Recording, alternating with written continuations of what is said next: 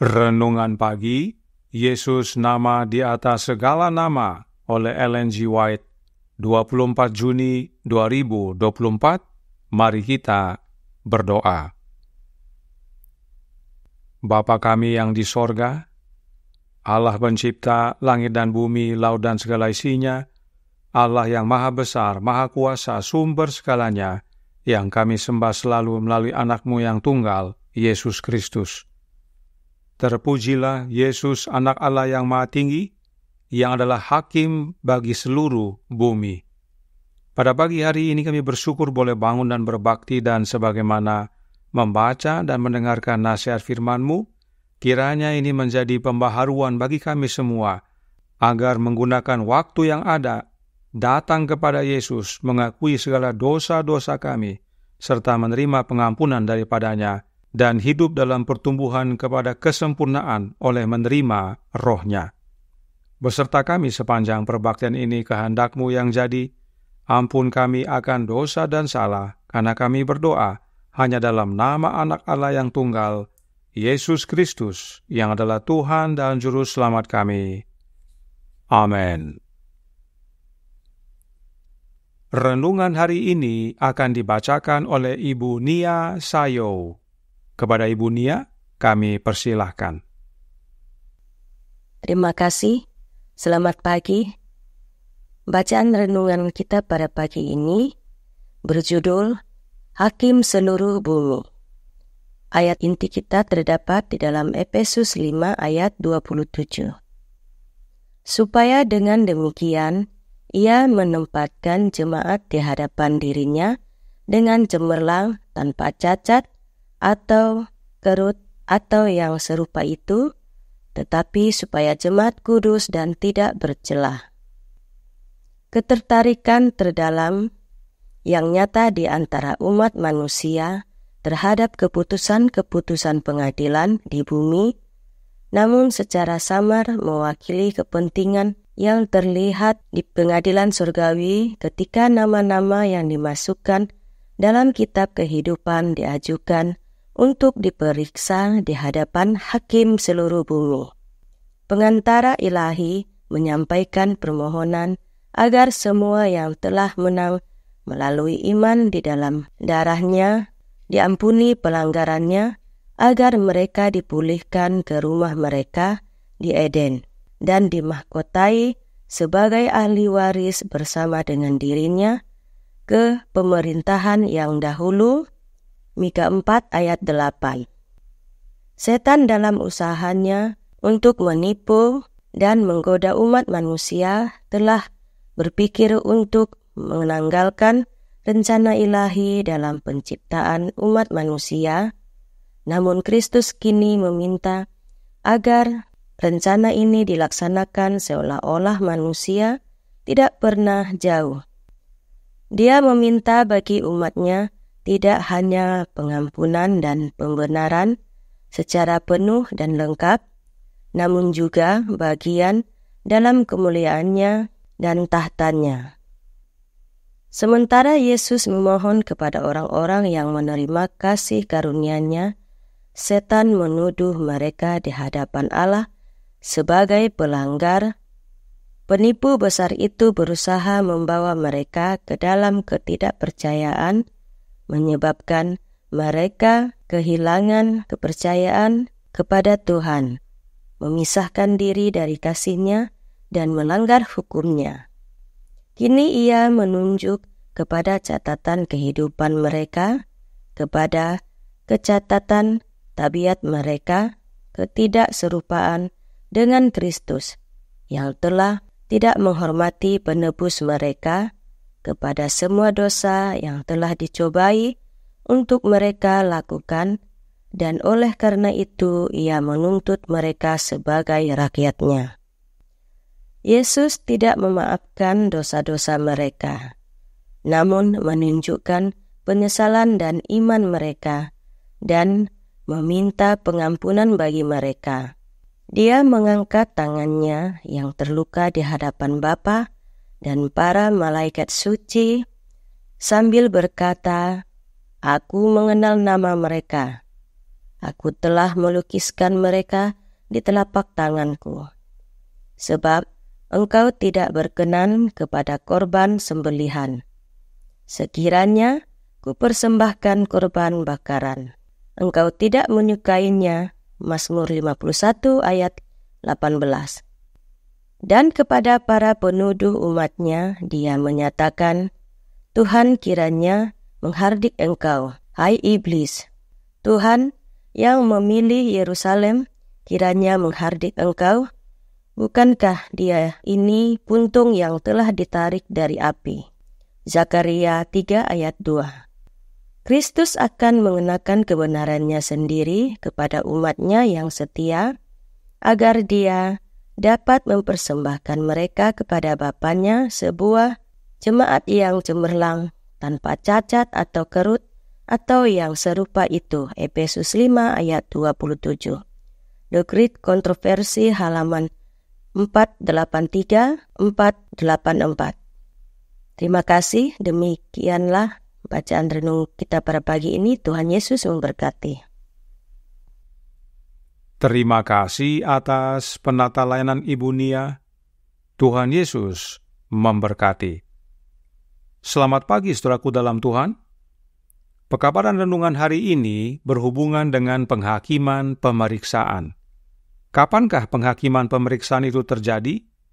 The Great Controversy edisi 1888 halaman 485 paragraf 2 berkata, pekerjaan penghakiman pemeriksaan dan penghapusan dosa harus diselesaikan sebelum kedatangan Tuhan yang kedua kali. Artinya, penghakiman pemeriksaan tersebut sedang berlangsung. Apakah yang diperiksa? Christ in His Sanctuary halaman 157 paragraf 1 berkata, dalam perumpamaan Matius 22, gambaran yang sama tentang pernikahan diperkenalkan dan penghakiman pemeriksaan dengan jelas digambarkan terjadi sebelum pernikahan. Sebelum pesta perkawinan, raja datang menemui para tamu untuk melihat apakah semuanya telah mengenakan pakaian pesta, yaitu jubah karakter yang tak bernoda, mencuci dan membuatnya putih dalam darah anak domba. Matius 22 ayat 11 dan Wahyu 7 ayat 14. Jadi, yang diperiksa adalah pakaian pesta, yaitu jubah karakter sempurna dari Yesus. Ingat pekabaran renungan pagi yang kemarin, tanggal 23 Juni tahun 2024, tentang pakaian pesta. Itu sebabnya Roh Nubuat menekankan dalam halaman dan paragraf yang sama, yang berkata, pekerjaan pemeriksaan karakter ini, penentuan siapa yang siap bagi kerajaan Allah, adalah pekerjaan penghakiman pemeriksaan, pekerjaan penutup di dalam Ka'bah di atas. Oleh sebab itu, penghakiman pemeriksaan ini adalah penting, sebab ini berhubungan dengan hidup atau mati. Karenanya Roh Nubuat menasihatkan dalam Appeal and Suggestion to Conference Officers halaman 25 paragraf 2. Kita berada dalam kegenapan hari pendamaian. Setiap jiwa individu sekarang harus merendahkan diri di hadapan Allah, mencari pengampunan atas pelanggaran dan dosa-dosanya, dan menerima kasih karunia Kristus yang membenarkan pengudusan jiwa melalui pekerjaan Roh Kudus Kristus. Dengan demikian, alamiah daging diubahkan, diperbarui dalam kekudusan sesuai gambar kebenaran Kristus dan kekudusan sejati. Hari pendamaian dan penghakiman pemeriksaan adalah peristiwa yang sama. Bisa lihat mengapa Kristus begitu ingin kembali kepada Bapa, dimuliakan dan mencurahkan Roh-Nya, tidak hanya sebagai kuasa bagi kita agar kita menjadi saksinya, tetapi juga bekerja dalam hidup kita untuk membenarkan kita dan menguduskan kita. Jadi, pembenaran oleh iman adalah pekerjaan Kristus oleh kehadiran Roh-Nya dalam hidup kita. Karenanya, yang kita butuhkan dalam masa penghakiman pemeriksaan ini adalah Roh-Nya Kristus. Saudaraku dalam Tuhan, kebenaran tentang Roh Kristus adalah kebenaran vital, sebab Roh Kristus berhubungan erat dengan keselamatan kita. Dan perhatikan The Desire of Ages halaman 707 paragraf 3 berkata, Mulai sekarang, kata Yesus, kamu akan melihat Anak Manusia duduk di sebelah kanan Yang Maha Kuasa dan datang di atas awan-awan di langit. Dengan kata-kata ini, Kristus memaparkan kebalikan dari kejadian yang terjadi pada waktu itu. Dia, Tuhan kehidupan dan kemuliaan, akan duduk di sebelah kanan Allah. Dia akan menjadi hakim seluruh bumi, dan keputusannya tidak dapat diajukan banding. Yesuslah hakim seluruh bumi yang saat ini sedang melaksanakan penghakiman pemeriksaan. Tetapi bagi yang percaya, Yesus sang hakim karuniakan Roh-Nya, agar oleh kehadiran Roh Kristus, proses penggantian jubah kotor kita dengan jubah karakter Kristus yang sempurna dapat terjadi, dan saat Raja periksa nanti, kita didapati sudah mengenakan pakaian pesta. Ini adalah suatu yang tidak ada di dunia ini. Sang hakim memberikan bantuan agar mereka yang diperiksa dapat menerima pengampunan. Renungan hari ini berkata dalam Jesus Name Above All Names, halaman 187 paragraf 4. Yesus tidak memaafkan dosa-dosa mereka, namun menunjukkan penyesalan dan iman mereka, dan meminta pengampunan bagi mereka. Dia mengangkat tangannya yang terluka di hadapan Bapa dan para malaikat suci sambil berkata, "Aku mengenal nama mereka. Aku telah melukiskan mereka di telapak tanganku." Lalu, apa yang terjadi saat penghakiman pemeriksaan selesai? Penutupan pintu kasihan. Kemenangan akhir halaman 513 paragraf 2 berkata, pada waktu pekerjaan pengadilan pemeriksaan berakhir, maka nasib semua orang pun akan ditentukan kepada kehidupan atau kematian.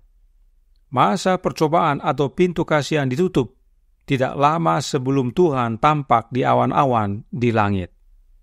Karenanya penting sekali bagi kita untuk memanfaatkan waktu yang ada, yang semakin hari semakin singkat, agar jangan sampai pada waktu pintu kasihan ditutup, kita didapati tidak benar.